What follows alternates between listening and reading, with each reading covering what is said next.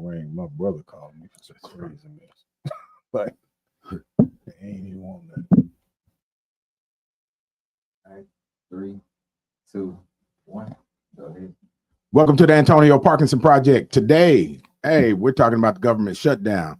We're also talking about Ashanti and body shaming. Mm-hmm. Man, dang, that's tough, right? Yeah. Also, NBA scandal. Kojak is about to get crazy, right? They're naming names. It's about to get crazy. Yep. And we got several guests in the building. We got Big Will in the building from the Shelby County Democratic Party. He's here to talk about politics. Yes. So don't go anywhere. Hit that subscribe button. You're watching the Antonio Parkinson Project. You're watching the Antonio Parkinson Project.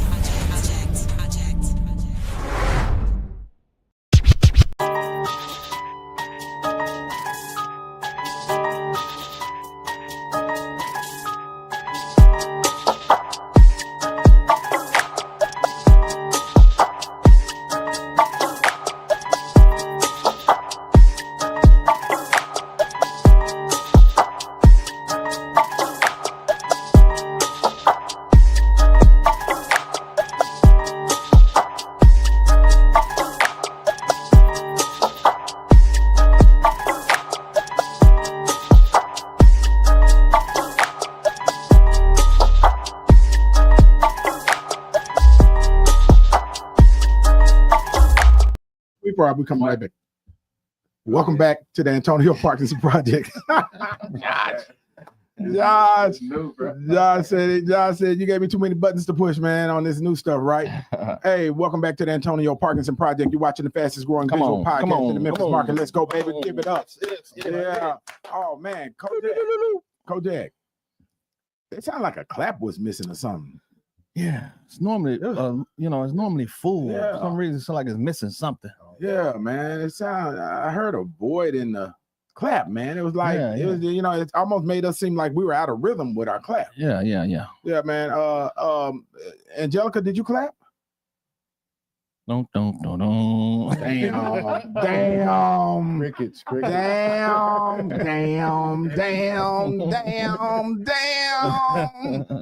Man, look, Angelica, if anybody out there that spots Angelica, y'all let us know. And so we got we're gonna put all of the folks that watch the podcast, y'all be on the lookout for Angelica. And make sure she's not out there getting pulled over by the surge. All right. So we're gonna make sure she gets to the office and gets to the show on time. Yeah. DJ Kojak. Yeah. That's my DJ. Give it up for my DJ. DJ Kojak. Yeah. Yes, sir. Man, we here. We in there. Man. It's been a busy week. Yeah, very busy week. And shout out to LOC. Yeah. It's homecoming, right? You know what I'm saying? I'm wearing my alumni gear. Yeah, because I saw Queen Khadijah. Cousin, she's getting coronated and and taking her royal place on the throne. Oh man, she did her thing, man. Proud of them young folks. Yeah. Shout out to your little cousin. Hey, DJ Kojak. We got a guest in the building. We do. Yeah, man. We do. And he is the chairman of the Shelby County Democratic Party. Say that. Y'all give it up for Big Will Simon. Let's go, baby. Yeah. He all suited and booted, but hold on a second. Clean. Kojak, let's test him real quick, Kojak. Okay. Let's scratch it up for him one time. Let me see. Okay. Let's see what it do. Okay, Kojak, hit it. You plugged up? Okay. I'm cool. plugged up now. Can we get cool. Yeah, cool. All right. Hit Kojak 4 times in the backspin. Okay. Oh, man. Hey, that was pretty dope, man. For you to be holding that like an accordion. That's right. First time. I had to show the folks. You do. Hey, Will, did you hear that scratch? Yeah, a little bit. Oh man, that was a special scratch for my brother. I almost wanted to, put a little hot 16. I know. Hey, he said that for him to say that, y'all know he gotta have some bars. Yeah. I gotta man. Go and drop something for it, man. Go on, hit it, man. Let the folks know the deal. we ain't gonna do that right Oh, man. We thought we was gonna get a. Hey! Look, I can pull up some. I can dust off a couple bars. Kodak can dust off a couple bars. We have a song, Man, studio right behind. That's right. That is. we got to do that. But I just got through coming from another serious little interview, man. So my mind on something else. But when I come in here, I'm vibing. I'm ready. All right, man. Hey, man. Do it. Hey, before we get into the politics, man. Look, hey, y'all. I messed around and wrote a book. Yep. Tell them about it. Stop praying for more when you're still full of shit. Yeah. Now tell your neighbor. Tell your neighbor. Stop praying for more, Kojak. Stop praying for more when you're still full of shit. Still full of shit. And so hockey. Right. That's right. That's right. All that other. That's right, man. For sure. Hey, look, y'all, real quick. This book is about clearing capacity. Yeah. A lot of times we feel like you pray and God ain't answering your prayers, or he's ignoring you. Some of them folks he might be ignoring over talk. Yeah. Some of these folks this book ain't gonna help. Yeah. But for those that are that want that self growth, that personal growth, and that want to really understand the process for clearing all that old clutter out of your space, clearing your capacity so that you can actually realize that God already provided those blessings. Right. Actually, long before you got here, Kojak, we got a release coming out, a press release coming out Monday. It might shake things up a little bit, right? Because I say in that press release, I think we've been taught wrong. Yeah, man. I think we've been taught wrong, right? I know, some of the pastors, they're going to come for me on this one, but I'm going to say it anyway. They a lot of them, not all of them, but a lot of them teach us, they say, you pray, you fast, and you be faithful, and then you wait for God to answer your prayers, right? But if you really think about it, they also, on the other hand, say, hey, God is omnipotent. He's the beginning and the end. He knows everything. He knew everything before you got here. Right. Well, if God knew everything before you got here, then he knew what you were going to pray for. Right. He knew what you were going to ask for way before you even got to earth, right? Right. And so he already provided it. Ain't nothing new being created under the sun. That's what the word is saying. Yep. And so if it's already there and you're praying according to the way that we've been taught to pray, and it ain't showing up, then either we've been taught wrong, one, or we're it's something else. If you can't make this stuff materialize, right? That's what they. So anyway, this is what I've learned. I'm gonna start preaching on that. Come on, man. That'll preach. I'm glad you said that, because here's the thing.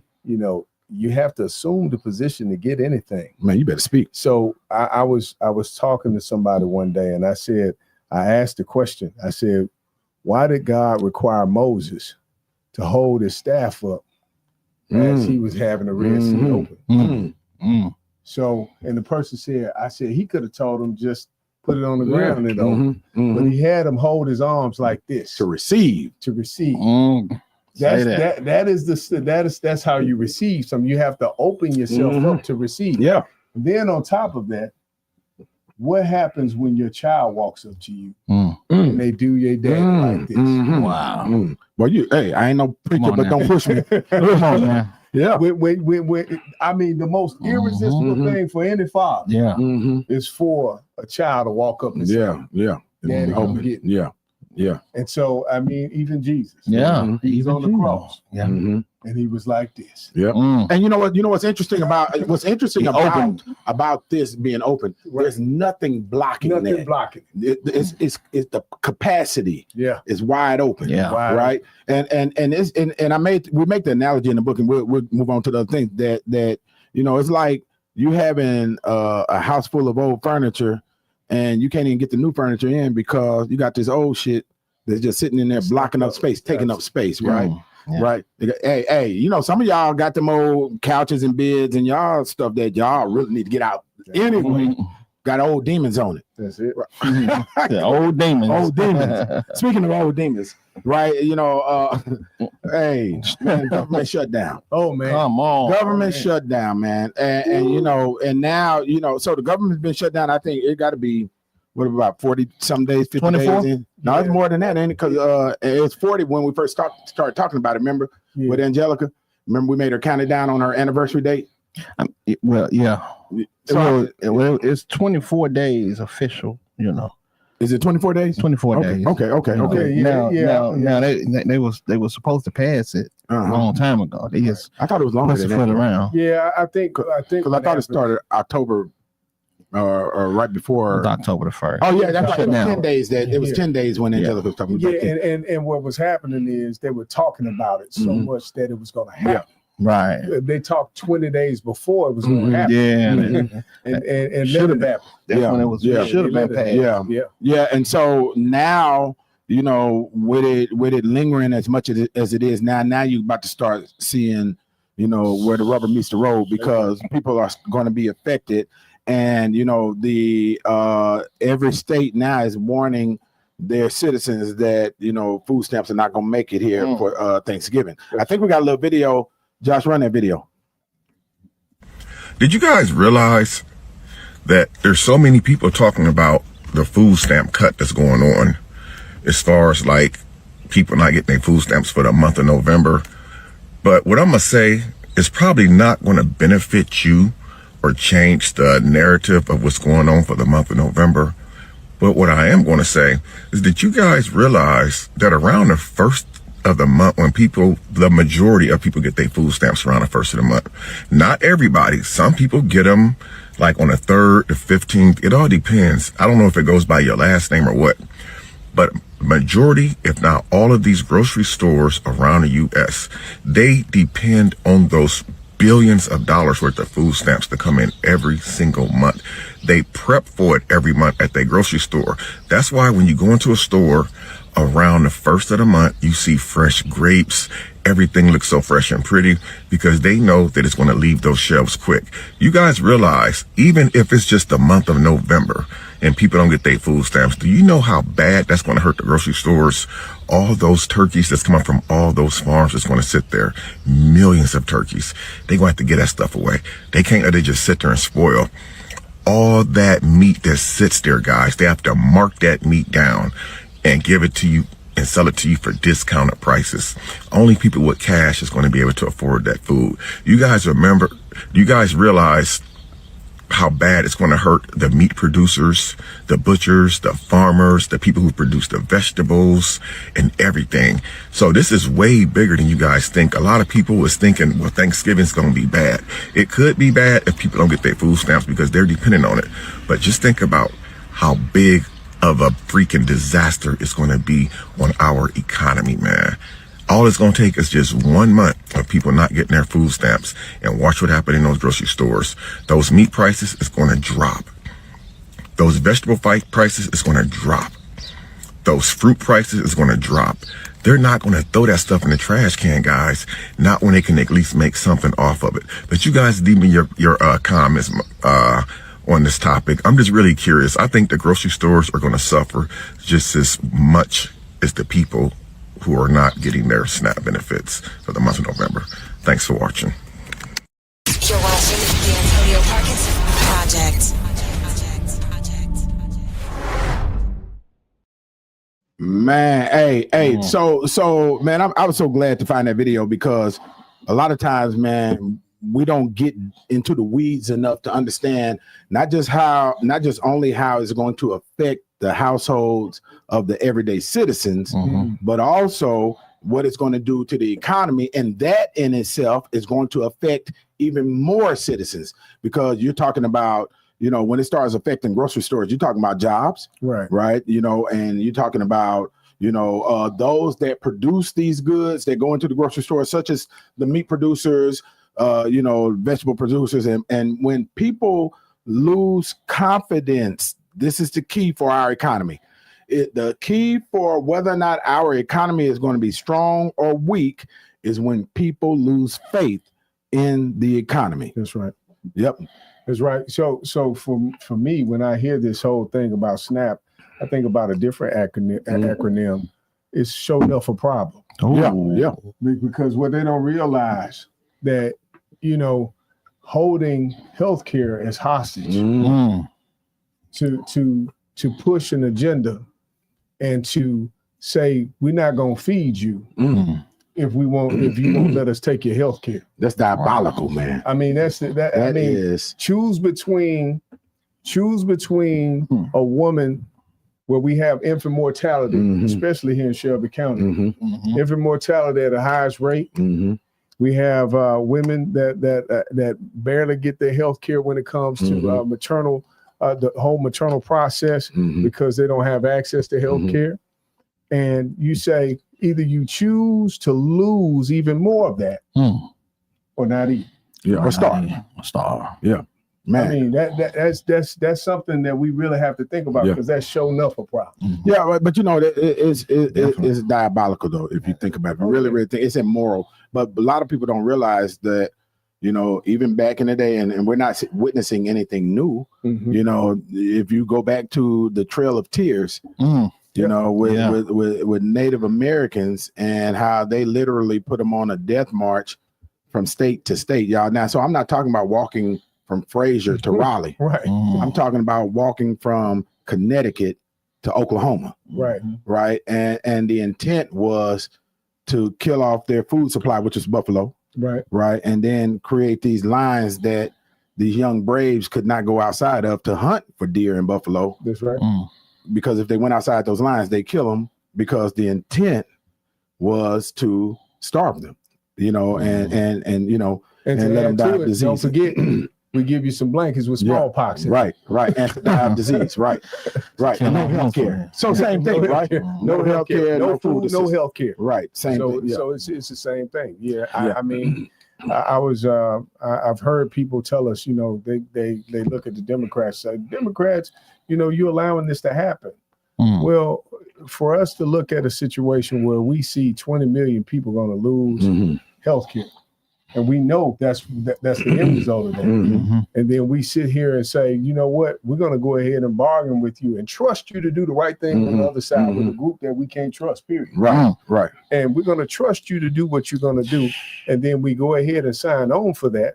And then we got to go to bed knowing that it's going to be some children die, some mothers that can't get health care. There are going to be some elderly people who are on all kinds of different medications that can't get their medication. Yeah, let me say this too. Two things. One is I think it's important to note that a poll came out and it said that Republicans have the largest propensity to use the Affordable Care Act. Absolutely. Yeah, I think they were at 45%, Democrats at 35%, and then there were others at like 10 and 5%, something like that. But 45% of the people that utilize the what do they call it when the open market for they call it the healthcare marketplace. Yeah, right. The marketplace. Are Republicans. And here's the other thing too. I think is important to note.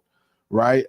You know, the Affordable Care Act or Obamacare really just opened up insurance for the working poor people. Right. So these are people that work at a job, but the job doesn't provide health care and they don't make enough money to pay for health care. That's right. So that's what the Affordable Care Act did. That's the people that it affects, because you know the other people, you know, moms and babies tend to be on, you know, Medicaid anyway, you know, through TennCare and other state-run, you know, insurance. Right. The flip side to that, now you got to be pregnant to be on it. You got to be pregnant to be on it. Right. Once you have your baby, you off again. Right. Yeah. Oh, they're taking people off them rolls. Quick. You know, they take them off quick. Yeah, but here's the other thing too: the majority of SNAP benefit participants are white folks. Yeah.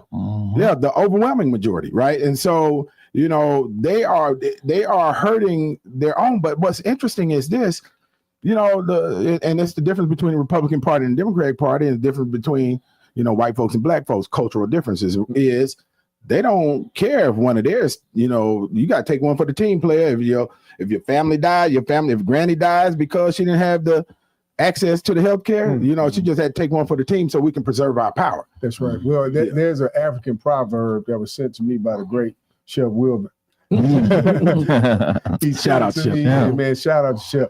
He sent it to me, and he basically said that the proverb said that the roaches were so hated by the ants. Yeah, I saw that. They asked for pesticide, and it ended up killing everybody, including the housefly that had nothing to do with it. It had nothing to do with it. So when you hate your enemy that much to the point you kill yourself and people that ain't even got nothing to do with it. That tells you a story about where hate can take things. Man, to where you'll step over your own interests. Yeah. To what they say, you cut off your nose to spite your face. I mean, it's a shame when you look at a situation and say, hey, I'm willing to be diabolical enough with myself, where I will cannibalize the actual existence of people that believe in me and trust in me, trust in my vote. And I'll cannibalize you just to prove a point. I mean, that should be scary to think about. If I'm a farmer and I'm in rural America and I trusted somebody that went down and now he's buying his stuff from Argentina, where I sent 20 billion to Argentina, and guess where China said they're going to get their soybeans from? Argentina. And completely cut off the American market, man. American marketplace. But here's something else that I think is important to note, though, too, that to get further in the weeds and why, because a lot of people are asking why. Why are they, holding up on, opening the government back up? One thing is, number one, you got to have 60 votes. That's right. So they got to have Democrats to come over, and I think the Senate I think they got 53 votes. They need 7 votes, and ain't nobody budge. Okay, here's the other thing: the real why, right? Why is this an issue? Why are they trying to take money from the Affordable Care Act? Is because they extended the tax breaks for the rich folks, and they don't have a way to pay for it unless they take money from something else. Right, and so that is why the Affordable Care Act is the vehicle to take money from, so they can continue those tax cuts that are inside of the big ugly bill. Right. Well, they want to leverage lives for somebody to have some more liabilities. They want to leverage lives so somebody can have a bigger beach house. I mean, I leverage your life so I can live on the French Riviera. Right. I mean, that's basically what's happening. We're sitting here talking about the fact that we know, just like AP just said, we know that we have Republicans that are going to be affected by this. A higher number of Republicans than Democrats. A higher number of whites than blacks. And we know this is going to happen, and they still want to go through with it. They playing chicken with the lives of the people that depend on them. Their own people that voted for them too. Man, I mean, it's almost like we took your vote and we said we're going to use your vote, and you're going to be pawns in this game of chess that we have out here, and we're going to send you out to die first. And it's a shame that. And then they say we try to stoke fear in this stuff. But when I was talking about Project 2025 with people, they told me, "Hey, that was a fear tactic. You scaring people. You just trying to trick people into voting." And we're I remember that 9 to 10 months in this thing, man, and our country has changed tremendously. 9 to 10 months. We lost a whole wing of our White House. Bro. Hey, man. The whole wing of our White House. That's crazy. We turned history into a ballroom. Which is unbelievable. Hey. Believable in this situation. Angelica, you got anything you want to add to that? Damn.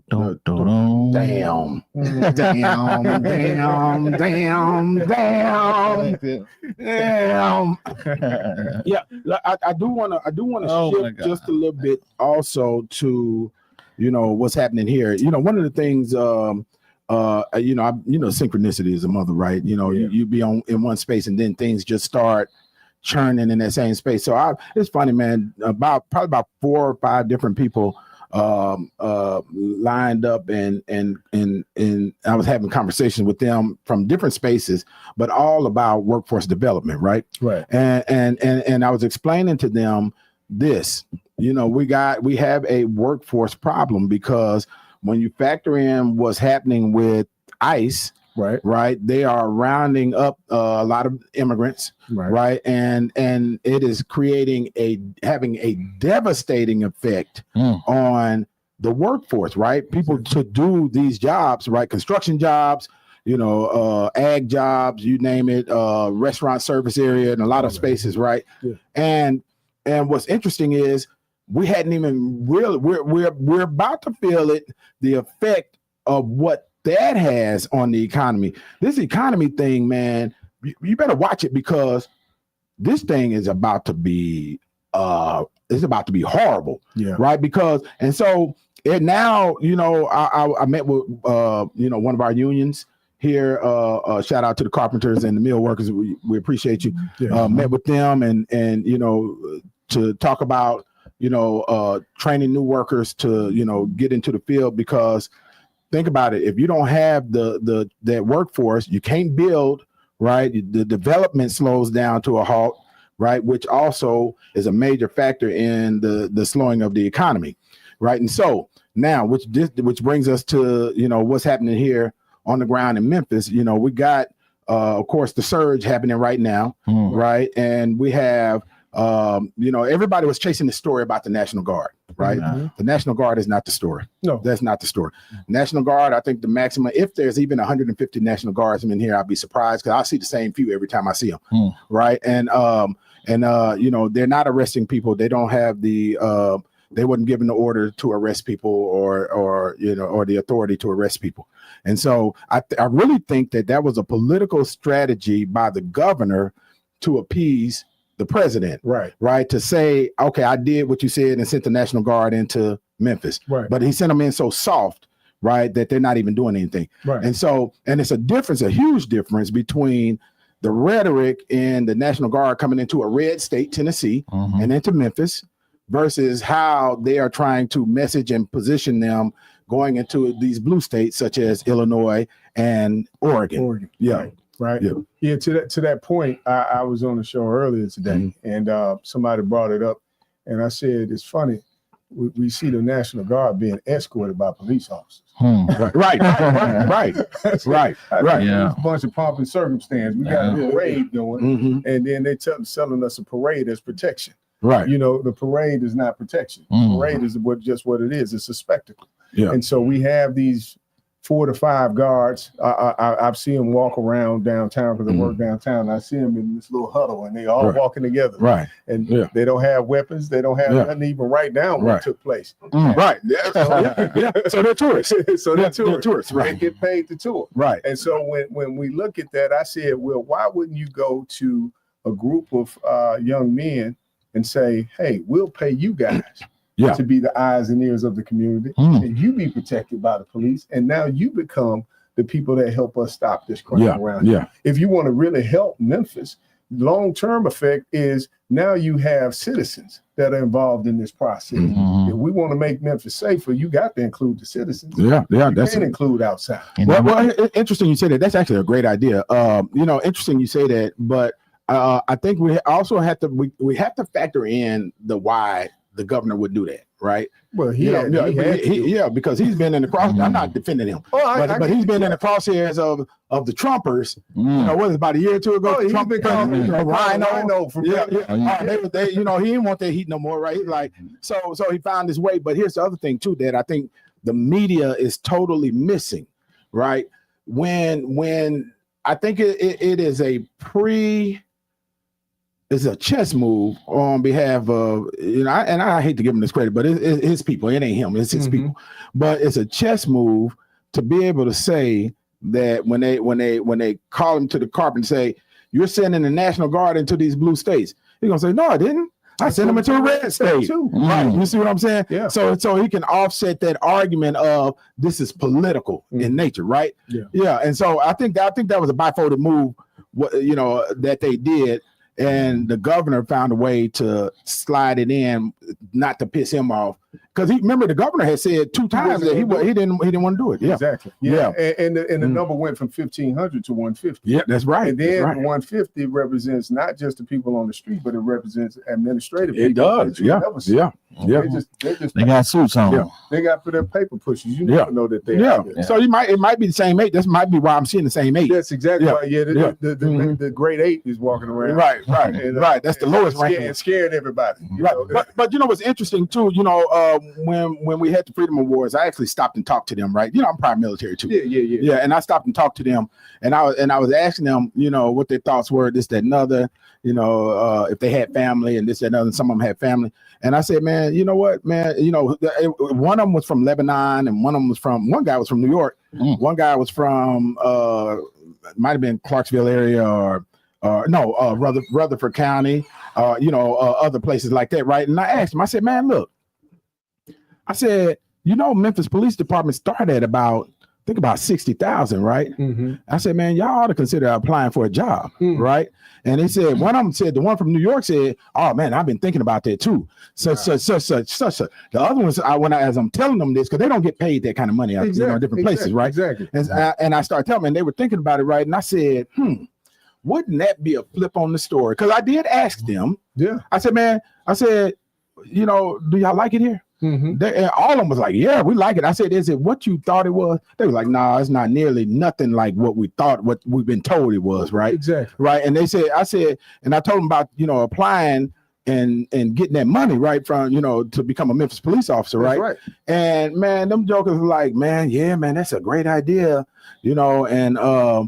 because I wouldn't mind being here. I wouldn't mind living. Now, wouldn't that be the biggest flip of the story? Oh man, that was beautiful. To have, after they sent them in here for what was meant to be bad, we made them and then they became Memphians living here. And then on top of that, we give them some barbecue in there. Man, they've been tearing the barbecue up. Yeah, they already been doing that. Right.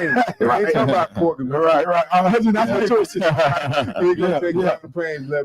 I mean, but nevertheless, to your point, I think that is the thing that what I try not to do is focus on dehumanizing the National Guard. Yeah. These guys are men and women that have been told to come from their homes, the comfort of their lives, and come down to a city that they normally come down here to enjoy it, but now they're here to police. But they still enjoying it. They can't police. They still enjoying it. They ain't policing nothing. Yeah. They out here, man. They eating barbecue and enjoying and getting free food too. I think I might need to sign up for a minute. Man, some free food. That's the one group that's getting free food from all the restaurants. I'm sorry. But what I was going to say is that one of the things that we have to realize is we have to take these lemons and make lemonade. Come on. Because we don't want them here, because this is what we don't want to do, is set the precedence that you can do anything you want to the Memphians. Agreed. We're not going to allow that. The second piece to this is to make sure that people understand your votes directly reflect what's going on right now. Come on, say that one more time. Your votes directly reflect what's going on right now, or your lack thereof. And if you're not civic minded to know that, because if you don't care, if I can look at your vote, I'm gonna give you a prime example. If I can look at your vote, if I can look at your vote for mayor, and I know it's less than 90,000 people participating in that program. Out of how many? Out of around 600 some odd thousand. Ooh, 620. And maybe 80 some odd thousand. Your mayor wrote one with less than 30,000 votes. Then I can come to your city and I can do anything I want because you're disinterested. And so we're as much of the problem as they are. If we have 50% of the people in this city that register voters to vote, we have 600,000 registered voters in Shelby County. If we had 400,000 voting, you think those people would just be wanting to come into a city where they see an engaged electorate, engaged community, people that are standing up for themselves? They wouldn't dare walk through that door. When they see that you're disinterested, they say they can come in and do anything because we haven't shown our interest. And what we do is we fight amongst each other and sit there and complain and say, hey, it's because the Democrats ain't helping us enough. Well, how many times did you vote Democrat? Right. What's on your card? If you ain't showed up to vote in these Democratic elections, guess what? The democracy don't mean nothing unless you participate. That's right. And you better start participating because they're trying to end democracy. Exactly. Because they say you're not interested in democracy, so we'll give you something. If you want a king, we'll give it to you. Right.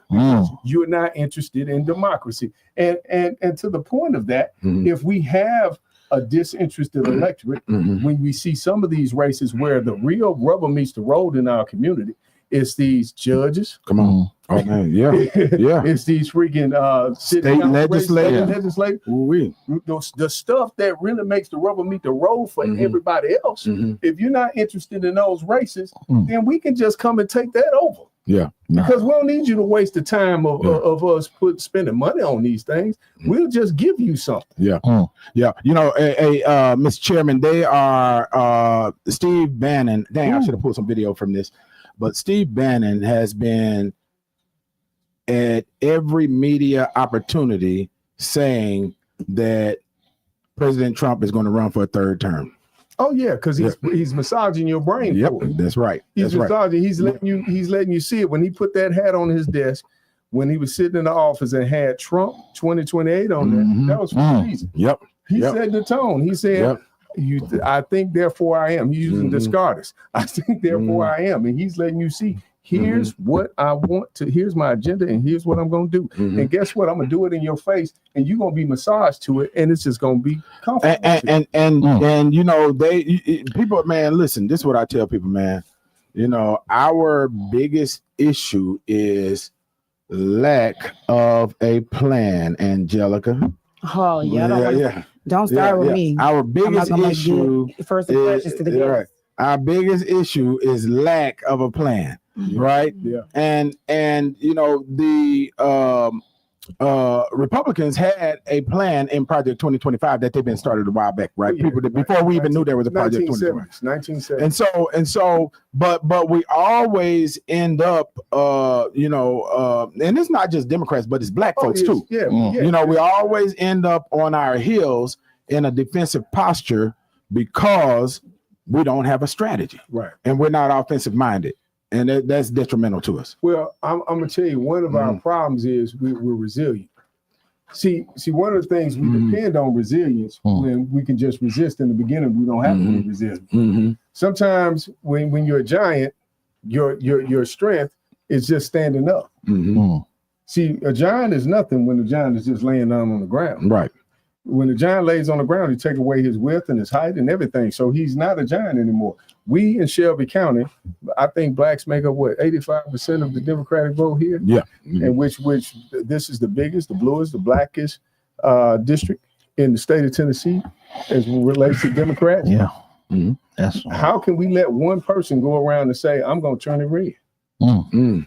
And be brave enough to say it in the public. Yeah. Yeah. And not scared to come in. Not scared to say whatever you want to say. Yeah. We got a person running around here saying, I don't say their name because I don't give them no pub. But what I say, we have people that are actually out here saying that in the place where it's the biggest, the blackest, and the bluest. And because we don't stand up as giants and we lie down and allow it to happen, when we start standing up, then they'll realize that's a big daunting task to try to do. Yeah. And so what we got to do is start, to your point, when you talk about plans and actions, we always depend on our resiliency. But we got to start working on our resistance. Yeah, but you only got so much resilience. Yeah, you only got so much of it. It's like when you get sick, they tell you before you get sick, take some preventive measures. But we bounce back so many times. We say, I just depend on my resilience. But brother, go get you some echinacea. Right. Go get some black sheep. Yeah. Go get you something to help yourself. Not get sick. Don't take a whipping that you don't have to take. Yeah. Stop praying for more when you're still full of shit. Stop eating pork. Yeah, there it is. So we just have to understand that if we take the initiative to operate in the power that we already have, we ain't even got to do nothing extra. We already got it, man. But we abdicated though. Yeah, we abdicated on a large scale. Yeah, just like what they're doing in Congress. Yep. We allow the voices of 2 or 3 people. I've been to county commission meetings, and I sit there sometime, and I notice that what's being said in there is not the popular opinion. What happens sometimes is the loudest voices get heard. Man, what? Yep. Don't talk about nothing. Your kinfolk. The loudest voices get heard, and then you sit in the back and you sit there saying, I know exactly what's supposed to be happening. Come on. But you quiet. Yeah. Come on. And silence in the midst of evil doing echoes consent. Come on. You're okay with it. Yeah. So if you comply to it, then you're okay with it. So now when we see ourselves falling by the wayside, and then we go and talk to each other later and be like, hey, let's armchair quarterback this situation. Well, it happened on your watch. Yeah. You sat there and watched a group of people that just came to be more aggressive than you in a space where you should be ruling. You know, I was watching, I can't remember what it was, man. You bring me to it, but this morning, it was last night. John Hope Bryant. John Hope Bryant was in Memphis last night. And he said a lot of the problem with people is not that they're evil, is that they're lazy. Think about that. Let that sit in, right? You know, the majority of people is not evil. They're lazy. They just won't stand up and do the work that it takes to end the evil folks. Think about that. Man, that's it. Hey, Eleanor Roosevelt, I think it was her, she said, with freedom comes responsibility. And a lot of people don't want their responsibility. Think about that. If you want freedom, that means you have to be able to produce for yourself. Right. But a lot of people don't want that freedom because it's easier to be a dependent. Right. Think about that. That's it. Yeah. Hey, man, y'all give it up for Will Simon in the building. Come on. Appreciate y'all. Oh, hey, Coach, did you hear the clap? It sounded full. Yeah, it was full. It was a little light. I'm here. I did not know this was. I didn't know this was the Angelica Woods project. Okay, I didn't know stop no show or anything. But here I am. I am here. The essence of Angelica needed to me. I do not. Well, you might want to. Right? What you do with the matriarch is not No. House not a home. Can they get involved with Shelby County Democratic Party? How you can get involved is reach us on shelbydem.org. There are Democrats all over the city. I mean, they're Democratic. They have Democratic clubs that that feed up to us, but we prefer that you come directly to the party because what we want to do is put you in contact with the right people at the right time. When you come to shelbydem.org and come to our website, we'll definitely put you guys with the right team, the right district. We're implementing what we call our district caucus model, where we're not just dealing with the people that are right there that's part of the executive committee anymore. We're actually going down to the precinct level and having those people help us make our decisions. Because what we want to do is make sure we get back in contact with the neighborhoods that make up the whole electorate. And there you go. That's what we're let me say this. Do this for me, because a lot of folks I run across and they just feel like they vote don't count and they don't want to vote. I just talk to them for a minute in their camera right to tell them how important this really is. So I want to say that if your vote didn't count, I heard this great speech at the awards we were at the other night. What was it called? The Freedom Awards. We were at the Freedom Awards, and this great teacher, she was up there making a speech. She talked about 3 times. She talked about 3 times where she only won by 3 votes. Wow. Three votes. Shout out to my boo, Pamela Lois Jones. She lit it up in there. 3 votes. 3 votes. So and here's what I'll say. That when we talk about voting, we have to understand that we have 4 fathers and 4 mothers. They walk out and get dog sicked on, spat upon, tortured, beaten, threatened. Houses got blown up. Children got blown up. Got blown up. Folks walked away mangled and murdered and all this other stuff. Just for us to have the right to go into a booth and press a name for a person that we feel like is going to represent our people. But why is that message not resonating today with these generations today and the generations before that? Actually, I'm gonna tell you one of the reasons why is because they don't understand the magnitude of that. Think about even after they got beat up, spat upon, kicked, and just treated like trash. You had to walk into a booth to vote for a person that even wasn't even from your community. A person that doesn't even represent you when it comes to the holistic part of you being a Black in America. So you had to go in there. You just wanted an opportunity to go in the booth to press a button. They did it to just press a button. Now we have choices. We have choice. We know the platform. We know civically what we're supposed to be doing. We know exactly who we can complain about. Now, here's what I tell people. I say, y'all be lying when y'all don't know about voting, because everybody know who to blame. Oh, man. Everybody knows who to blame. See, when the blame to go around, they'll find Antonio Parkinson. Oh, yeah. They'll find them. Yeah. But when there's praise to go around or votes to get, you got to go find them. Right. That. Hey. They ain't gotta find them. They gonna praise them. They ain't gotta go find them. Man, The same thing with the Democratic Party. Everybody blames the Democratic Party for not standing up and fighting. When we asked you to fight for Kamala Harris and you didn't show up. Come on. So that's what I'm saying. We have a lot of blame to place. We can find people to blame, but we can't find people to put to fame. We just want to complain about it. But let me tell you something, man. We ain't got the capacity. Stop praying for more when you're still full of shit. We ain't got the capacity to be sitting here complaining. You know, we need to clear this stuff, and we need to stop pointing the finger at each other, having this family spat, and get on about some ass whooping. Absolutely, man. We gotta fight together, and we gotta go out here and do what we need to do, and make sure that if you don't know about the person in your community, one thing I'm taking upon myself as the chair of the Democratic Party, I'm going to introduce you fully to the people that you vote for. That means I'm going to show you exactly what they vote for and what they vote against. Come on, that's great. And if it doesn't represent you, then you need to say, I need to find somebody that does represent me. That's right. We want to open up the door for the floodgates for people who were afraid to run for office to say, hey, there's room for you in this party. There's room for you in these seats. They don't belong to a particular person. They belong to the people that are going to actually move the needle in our community. So it's our job to go out and say, here's the information, here's the data.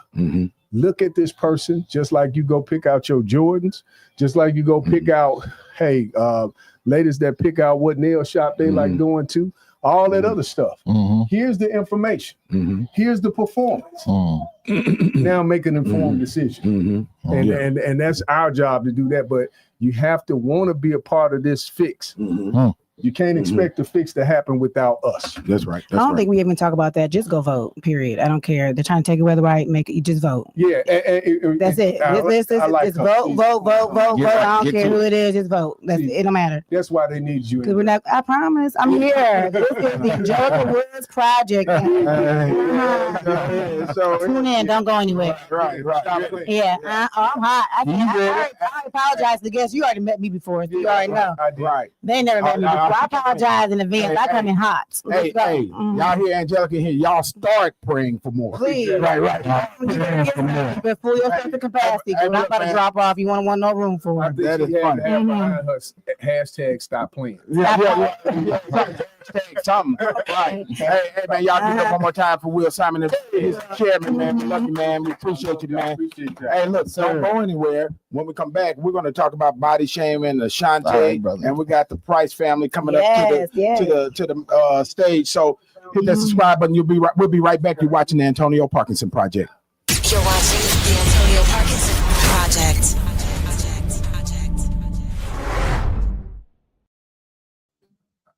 3, 2, 1. Hey, this is Antonio Parkinson. I messed around and wrote a book. It's called Stop Praying for More When You're Still Full of Shit. Don't trip about the title. Let me tell you what the book is about. A lot of times we pray for things and it seems like God is not answering our prayers. We never see the answer to the prayers. Well, it's not God, because God knew what you were going to pray for before you even prayed. So he already provided all of that stuff long before you got here. The problem is not God. The problem is you. You have a capacity issue. All of your capacity is filled up with unforgiveness, baby mama drama. You hate your job, have money issues. But you have to clear that capacity in order to see those blessings that God has already provided for you. He knew what you were going to pray for before you prayed for it. He provided those blessings way before you even got here. So now you just have to clear the capacity so that you can see the answers to your prayers. This book helps you do that. It'll walk you through it, gives you a process to stop praying for more when you're still full of shit. Order your copy today at stopprayingformore.com. Yo, this is Henry Welch, straight out of Birmingham. I'm up here in Memphis, and right now you're watching the Antonio Parkinson Project, one of the wildest shows I ever been on. You're watching the Antonio Parkinson Project.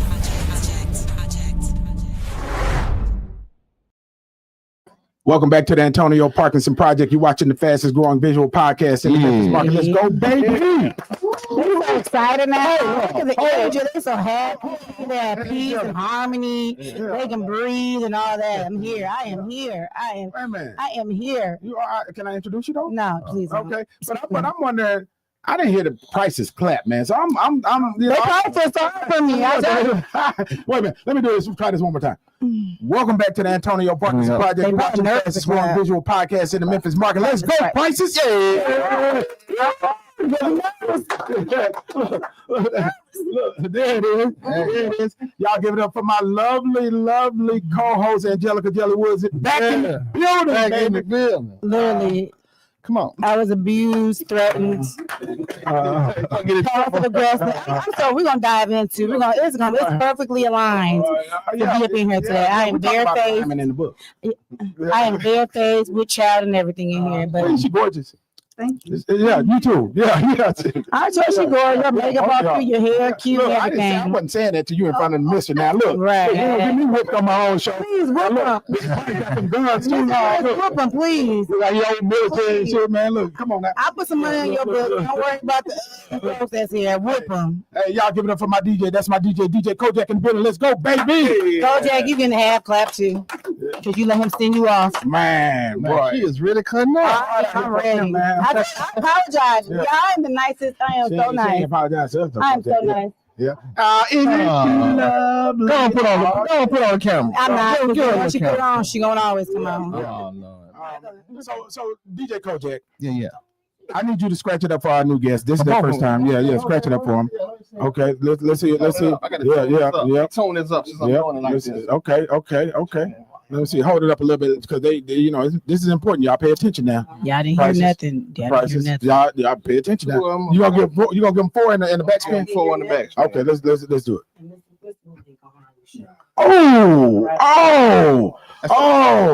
Man, hey Kojak, you put a little emphasis on that one. I did. Yeah, you really went there. I had to salute him, man.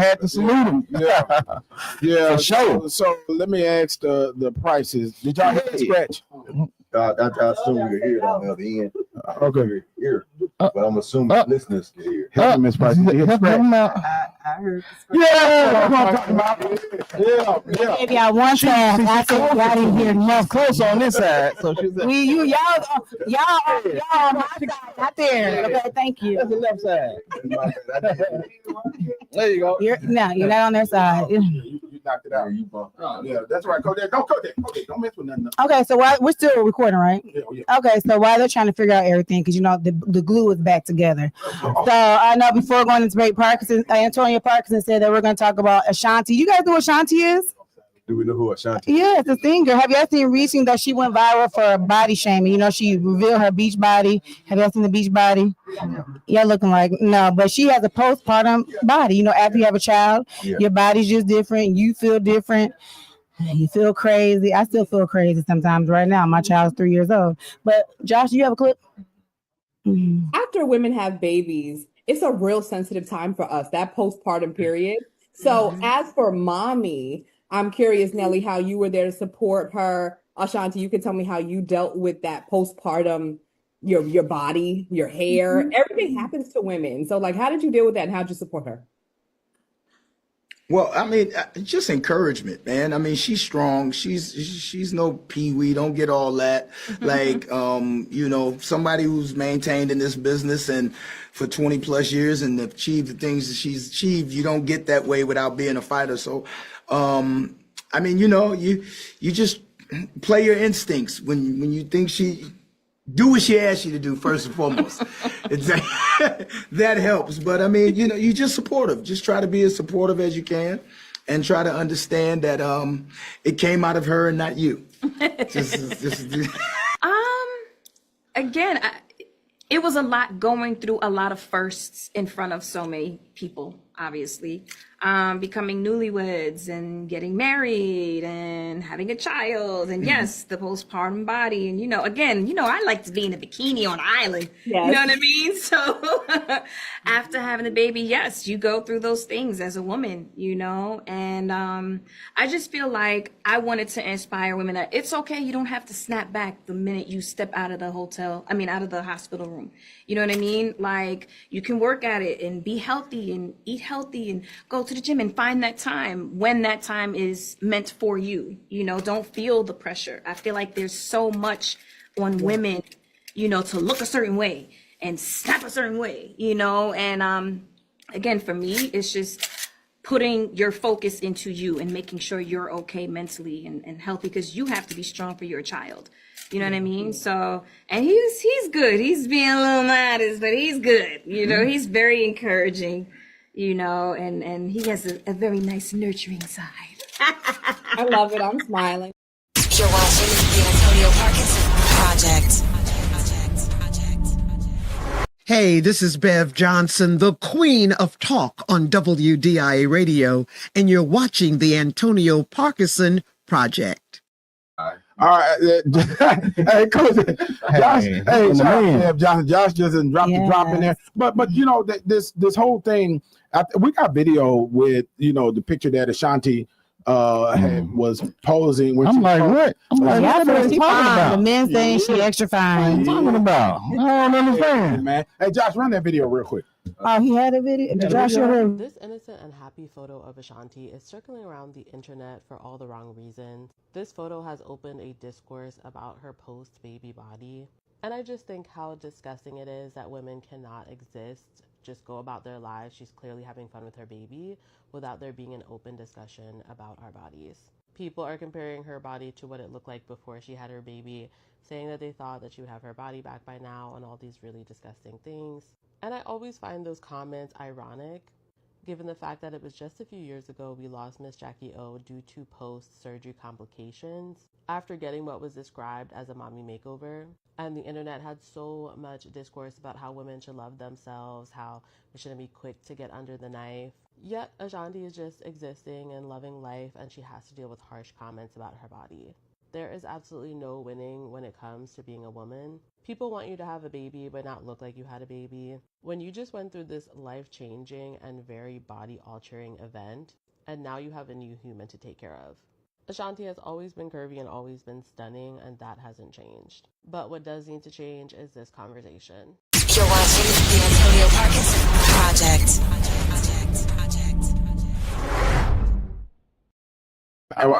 Angelica's over here recruiting folks, because but I think this is important, right? That you have a woman that's bringing a life into this world. Number one, a whole body, and to have individuals that have something to say, and I'm talking about a whole miracle just happened, literally, probably the biggest miracle that could happen in this life, right? Of bringing a life forth, and right? close to life death experience, like not just that, but she was actually fine to me, and so I'm just saying, man, there are some of us that we want a couple stretch marks. I'm just saying. I'm the Kojak. I need where my wingman. Mr. Dennis, never mind. I ain't gonna wing you in this conversation. You got to get stretch marks. I was looking at the before and after picture. Right. So, say yourself, Mr. Hey, He's looking at. He said, "What y'all say?" Smart man. You want me to come in and my wife watching? Yeah, but real talk though. I always tell people there's a market for everything and everybody, right? And everybody, separated word. Yeah, everybody. There's somebody. I tell people, there's somebody. If you 600 pounds, you ain't big enough. No, somebody wants you bigger and want you to add a little sweat to it. You know, we went left real quick. I think that's more of a fetish. That's like a fetish. That's borderline fetish. Have you ever seen? That's word. What's the reality? My 600-pound life? Yes. Yes, I watched that. All of them got husbands. Yeah, but as soon as they lose weight and they start getting insecure, they have problems, and they be feeding them and setting them up for overdose. But that's a whole. But my point is, there is a market for everything and everybody. It is. You know, you know, and that's why I don't understand why women,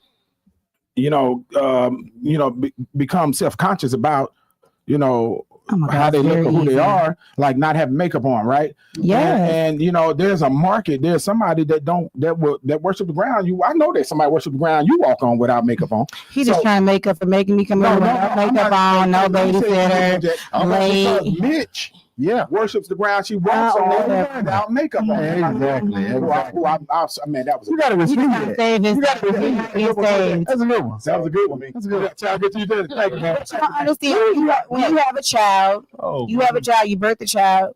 Yes, it's an amazing thing. It's awesome. Motherhood is great. I've lost a child. Y'all know this. The two. I have one, two, lost two.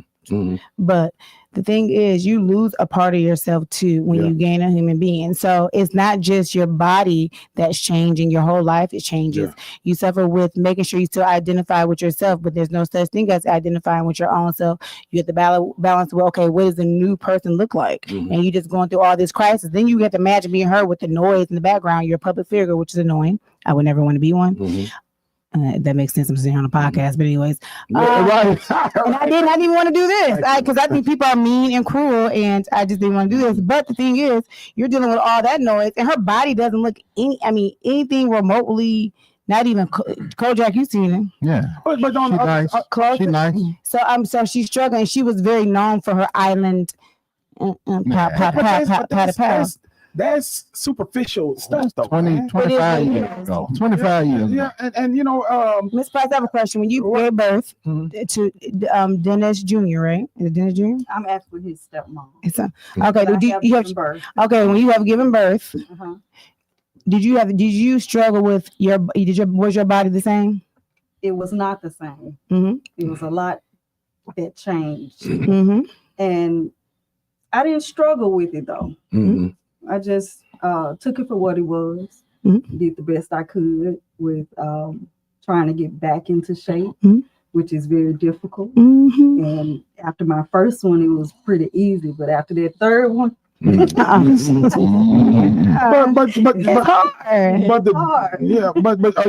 you're not a public figure, though, right? No. And so when you get back to that point, right, you also have to factor in the fact that we signed up for this shit. Yeah.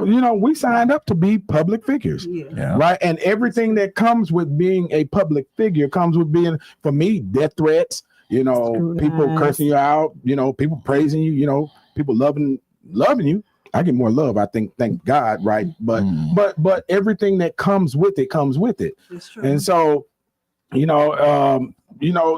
but back to Ashanti as a person, you have to remember, look, man, Ashanti is in my estimation, I don't know her, a brilliant person. She survived the music industry for 30 years? And still singing, and she's still singing the same song, which I mean, ain't released nothing new and still making money. And she's beautiful, still winning, still being booked, still eating on what she loves to do.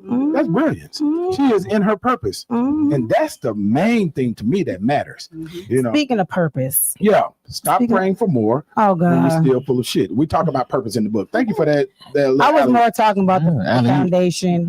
That part. Yeah, I was trying to leave it to nonprofit, but yeah, speaking of purpose, can you guys tell us more about the Dennis Foundation? I know that Dennis Price Foundation. Dennis Price Foundation, sorry. Dennis Price Jr. Junior Foundation. You can guarantee it's gonna get jacked up. And I messed up everybody's name. I messed up the mayor name. I messed up everybody's name. The Dennis Price Jr. Foundation. All right. Okay. So we got a lot going on. You do. My 16-year-old son, our 16-year-old son, he passed away in his sleep. 16 years old and had an undiagnosed heart condition, hypertrophic cardiomyopathy. And we had no idea. He was 6'4", 200 pounds, solid muscle.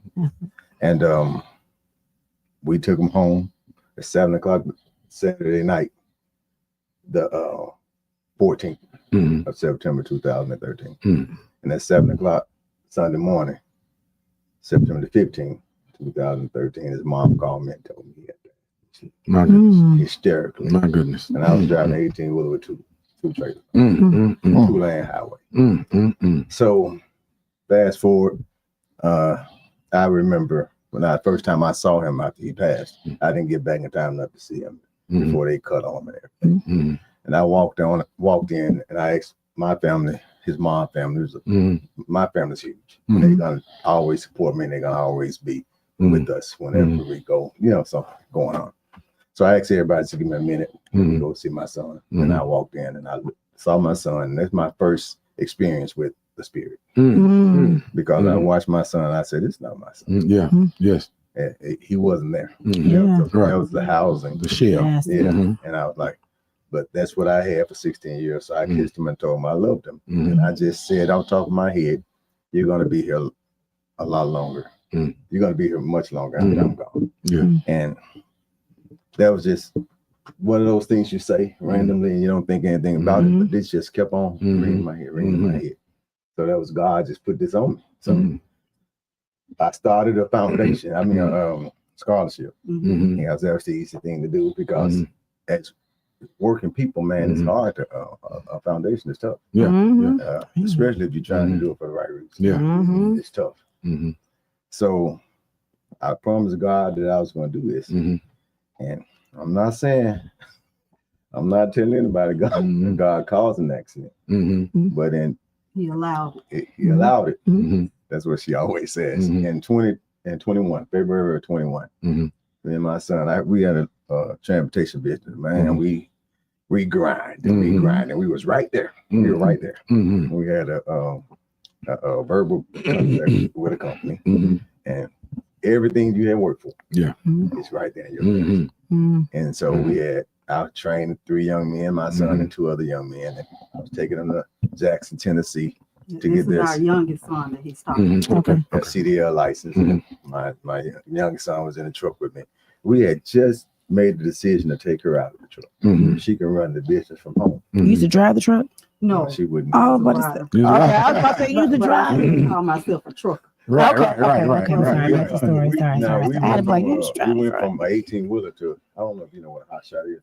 I'm not familiar. I'm surprised you don't know what it is. I drove a Dodge 35. Oh, okay. With the long trailer. Long. Yes, sir. Yeah. So I was long as 18. I drove 18. Well, I'm a truck driver by trade. Yeah. But I wanted to do something different. Yeah.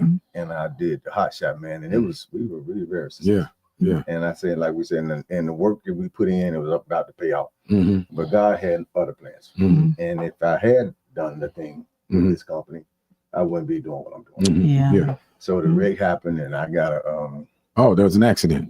Yeah. Okay, so tell us about that. What we were driving in Ox, so it was a 4-hour drive. We had driven 3.5 hours to this destination. And I'm telling you, it was a beautiful day. Yeah. Cool outside. It's just nice. Big 5-lane highway. Yeah. And I'm in my far right lane. This young man, he's all the way across the highway. My son listening to his music and everything, and he just all of a sudden this guy just jacks a left. I'm like, what's going on? I say something. My son looks up, and I'm trained that he's coming this way. I should go that way, but I couldn't because there's a vehicle on my left. Yeah, and so you just slow down. Yeah, you just slow down, and I slowed down so much that this guy should have run off the road. So he got where he was going to run off the road, and I don't know if it was the road that jacked him back in, or he snatched it. Overcompensating. But I'm also that's what just happened to my nephew. Training says don't take the impact, but he's going to hit my son on the driver's side. Right. So anybody will tell you, any driver trainer will tell you, put that engine if you can. Between you and that create a buffer. And he started turning the engine, took him head on, and unfortunately he passed, and right there. He was 29 years old at the time. Now, and who passed? The driver? Wow, my goodness. My goodness. SUV. Oh man. He had just got methamphetamine. They didn't even dissolve in his system. He had some in his system, but the ones he had just taken everything. So he was already high when he came across the highway, man. And this guy had 3 young kids. Oh, wow. 3 young kids. So he came across the highway not opposing land. Oh, man, my goodness. Hit head on. And so my doctor, 18 months, and I'm trying to work and keep this business up. Yeah. And it just ain't gonna work. And, so the doctor told me, last visit, she said, "You gotta tell the doctor if there's anything going on with you, because we've been going this guy for literally 18 months." And he says to me, "Okay, is there anything going on with you?" I said, "Well, when is numbness in my toes gonna go away?" He looked up at me and said, "The numbness." I said, "Yeah." He said, "When did I said, it's been, I just thought it was the healing process." I said, "It's been numb for the whole time." And he was like, "Where are you numb from?" I said, "From the top of my foot." We had talked about it several times. From my foot all the way to my toes. All my toes are numb. He was like, I said, "Don't tell me." He said, "You're not gonna be able to drive it. That's it. 18 months is it's the max. It's not gonna heal. The nerves are not gonna heal." And I said, "What do you mean?" He said, "Your drive." He said, "You're not gonna nope." So you can't drive professionally. I couldn't drive professionally. I can drive a car. I can drive professionally. But lessons in disguise. I was sitting at home, and my wife came in, and she said, "I said, what am I gonna do now?" And a couple days later, I said, "Let's do this foundation." And my wife says to me, "Now you're talking." She never pushed it. She never said anything about it. But once I said, "Let's start it," she took off. Yeah. So when that's awesome. Yeah. When I mean, when I say the Dennis Price Jr. Foundation, this is the Dennis. Yeah.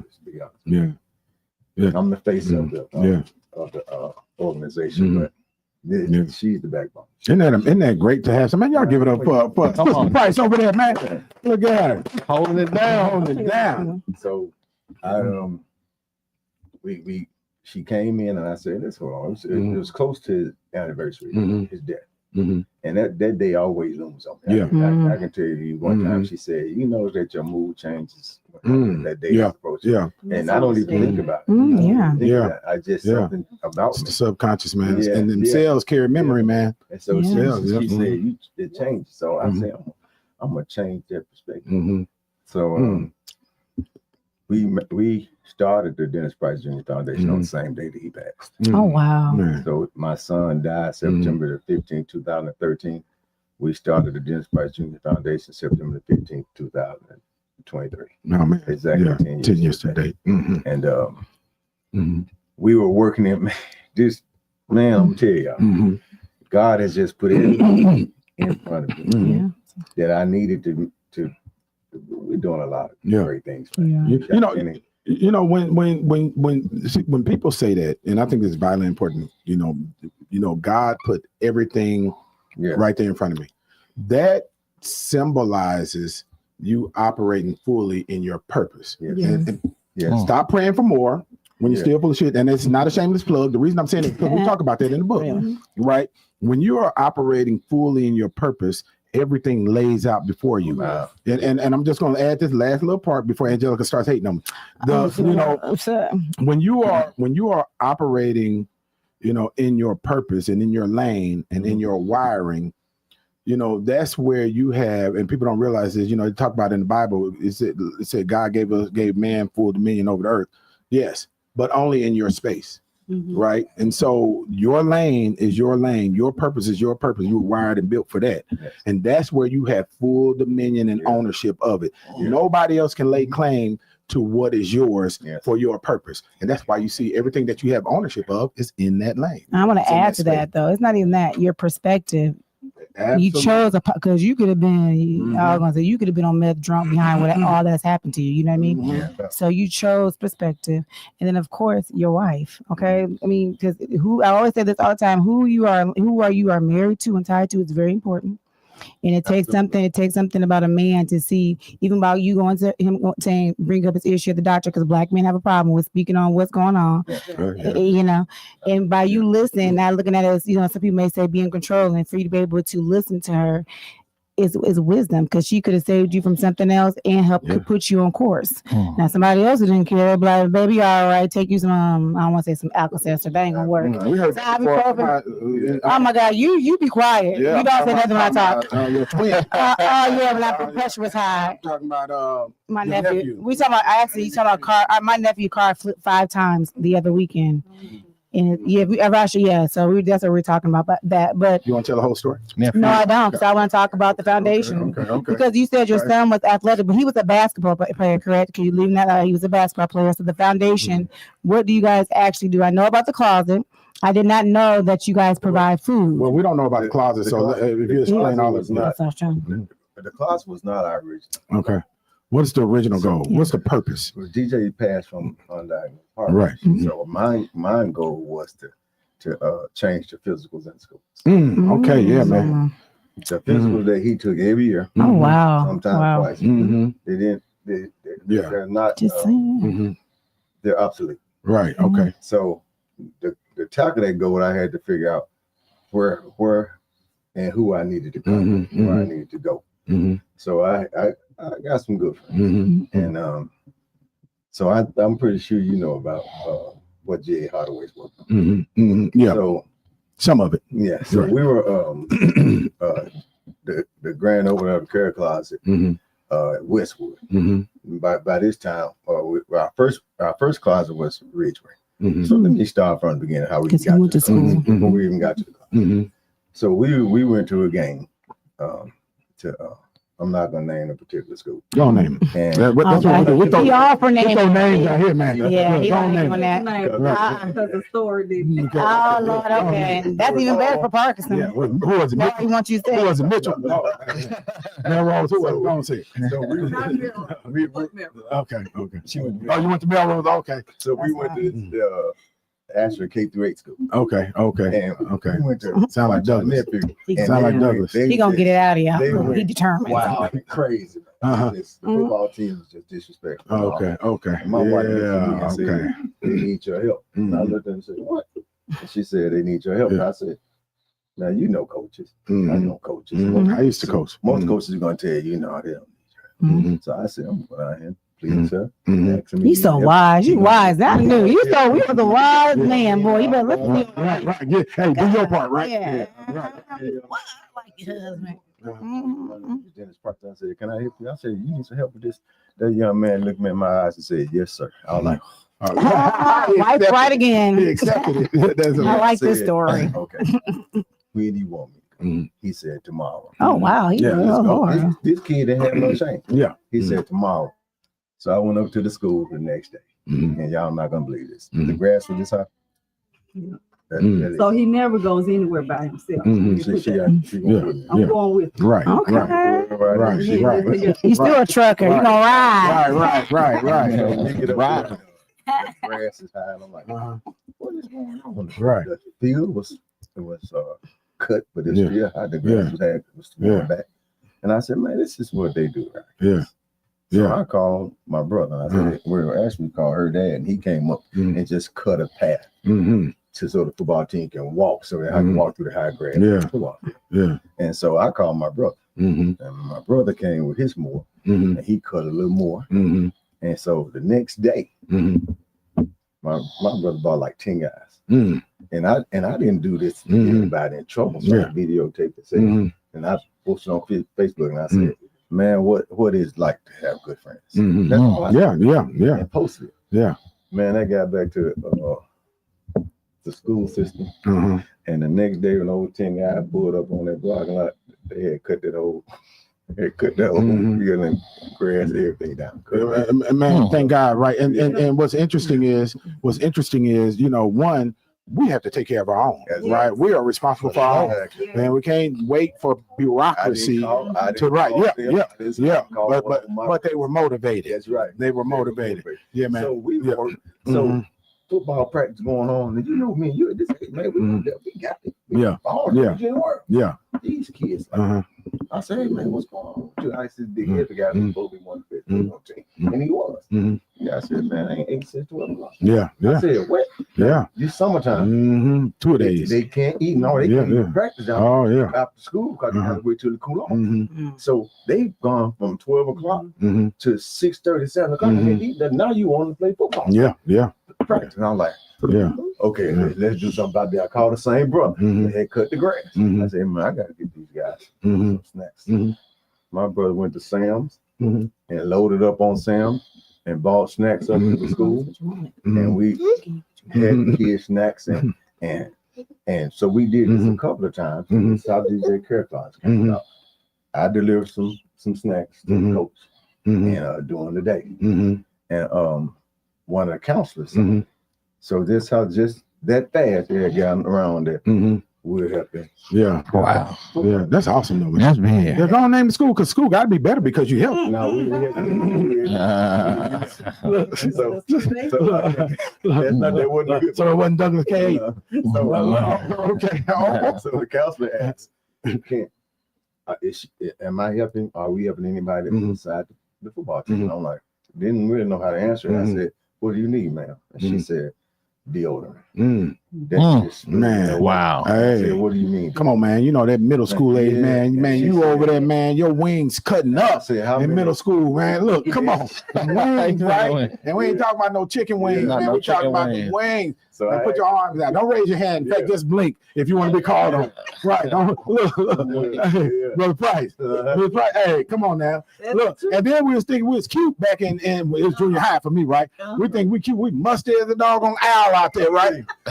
Man, look, I played football. I was really musty. I was like, man, I had deodorant and throwing my arm around some girls, and look, and they just taking it. Look, yeah. I like it. We musty, but I like it. But yeah. And so the woman said some deodorant. I said, yeah.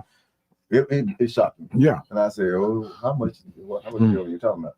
She said, oh, we have 48 teachers. So I'm like, so you need 100 things. So this same brother who bought the snacks, I contacted him. He go hit these stores. Yeah, dollar store. Yeah. And my wife his store. When we finished, we had plenty of them. So I took them 100, and I still got supply if they had some more. Yeah. So that's the original where we were going. That's where we were going to put the original. So we called a meeting with the counselors here at the school and wanted to know what the needs were because our kids are grown and they've never been in, we hadn't been in this position and we've been out of the school system for so long that we didn't know that these things were going on. So we called a meeting with them and we were just blown away with the things. There's a huge need, man. People don't realize, man, it's incredibly, rough, for children that are growing up in these situations. I was a homeless child, 3 times before I finished high school, and so I get it. I promise you, I get it. So I don't even trip. And people don't realize that when you're living in abject poverty, it's a trauma that you're living through in that time, right? And a lot of kids, they just want normalcy. I know that's what I starved for as a child. I just wanted, man. You see other kids, they got. The parents at home and they got air run. Their air is actually working, and and they, the parents show up at the games, and we think that's what a normal childhood should look like because that's what we see on television. You poor, right, man? What we knew we was for. We was 30 cents away from having a quarter, bro. We were in the negative over there. I didn't know it was for. Okay. Let me ask this: how can they contribute? Because I'm looking at the closet now, bro. You just showed it to me. You got some everything up in here, man. This is a real store. Yeah. It's like a full store. When we say DJ's Care Closet, people think of an actual closet. This is room. This is really nice. That's real nice. It's real nice. We wanted it that way so that students wouldn't be shamed. Yeah, like a little Macy's. That they're shopping. You got 3 of them. Oh wow, that's big. That's big. Ridgeway Middle School, Westwood High School, and Jeter K-8. Wow. So dope, man. We need you in Raleigh. People we coming. We want to be in every. We got you. That needs us. That's dope. I love it. Has to be there. Yeah. You got it.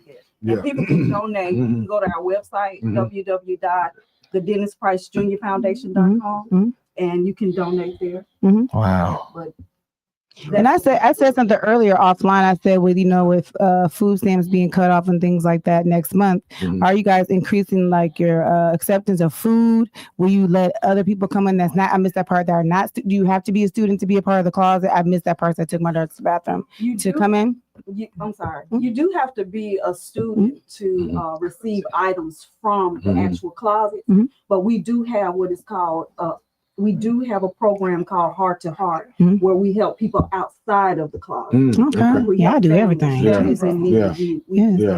Yeah, we I need to pull y'all. I'm sorry, what are you about to say? Yeah, because people are online saying who's accepting food, where can people come get food from? Yeah, so can we plug and say, I don't want to misinform and be like, y'all can drop food off here and you will receive the community that people need, because people are going to need it. But I know a lot of people are looking for lists of places where they can drop off food. Your role is going to be so vitally important with this shutdown going on right now. You got a couple traps to check. We gonna probably have to step in. Yeah.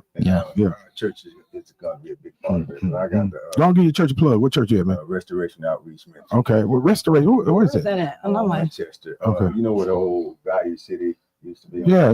But who's the pastor over there? I know that name. Gerald Bailey. Oh yeah, man, the singing Gerald Bailey. Yeah. Oh, that's my dude, man. Singing ass Gerald. I'm sorry, Reverend. I'm sorry, Reverend. There's no respect. Gerald Bailey. Just no. And his wife Joyce Bailey. Yeah, they're good people. So when we started at this particular school, we started putting some things in there. Space. We started we started putting things in there. We finally met with the principal. We had been in that school, man, I don't know how long. We had stuff going up there. And we met with the principal, and she told us that Memphis County School said no. It's be rocking. We looked at her. They didn't say. What year was that? They didn't say. This was 2 years ago? Yeah, a little over 2 years ago. They might have said it. No, No, you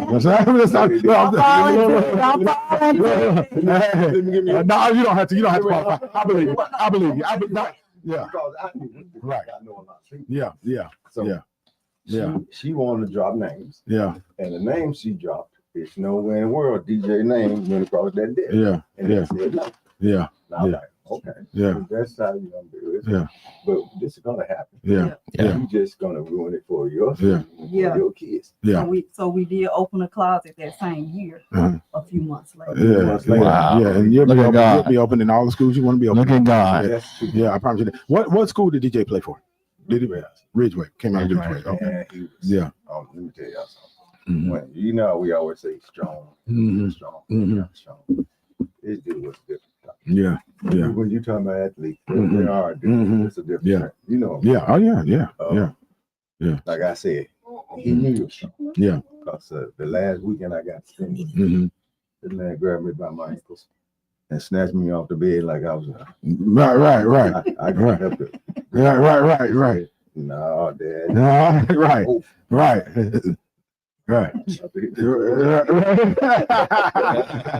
Man, I love it, man. Right. Couldn't even move on. Right. Yeah. Y'all, he was the sweetest person. Yeah. And I know parents say that after their kids are gone, but he was the sweetest person and cared about people. Yeah. Genuinely cared about people. And if you talk to other people that knew him, everybody says the same thing. Yeah. After he was gone, we heard stories about him helping kids that didn't have like the clothes that he had, or the shoes that he had, or one kid that didn't have money to buy food, like when they would go out to eat as a basketball team, and DJ pulled him in and paid for his food, and nobody knew about it. A kid he prayed with after this kid's sister had died, he called this kid and prayed with this kid on the phone. That's special. We learned after he was gone because he never told us about it. Yeah, so he wasn't seeking the accolade for it, but that's special. But I can imagine how to make you feel as parents. Yeah. Oh, absolutely. Yeah. So how can people get in touch? So because people that are watching, and we'll make sure we put it up in our stuff. Everybody always leaves this out. www.thedennispricejrfoundation.com. Okay. www.thedennispricejrfoundation.com. Parkinson.com. Come on. Okay. Yeah, man. Yeah. So y'all give it up for the prices, man. Yeah. Finally got you on the show. My apologies again. I tell them we don't have no corner. Hurry up and get you on the show. Like, we'll get him on the next one. Kodak like, no, let's get him on this one. Let me promote this. Look, this right here. You say this right here.